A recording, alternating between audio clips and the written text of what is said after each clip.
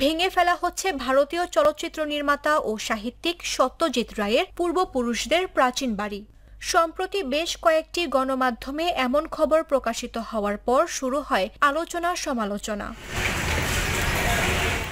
ময়মনসিংহ শহরের হরিকিশোর রায় রোডে অবস্থিত এই বাড়ি ভাঙার বিষয়টি নজরে আসলে বাড়ি ভাঙার সিদ্ধান্ত পুনর্বিবেচনা করতে বাংলাদেশ সরকারকে আহ্বান জানায় ভারত সরকার। একই সঙ্গে ভবন সংস্কার ও পুনর্নির্মাণে সহযোগিতা করার কথাও জানায় দেশটি। সমালোচনার মুখে ভবন ভাঙার কাজ বন্ধ রাখে শিশু একাডেমি।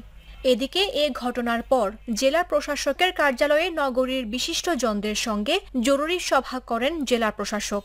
সেখানে বক্তারা দাবি করেন এই বাড়ি সত্যজিৎ রায় বা তার পূর্বপুরুষদের বাড়ি না।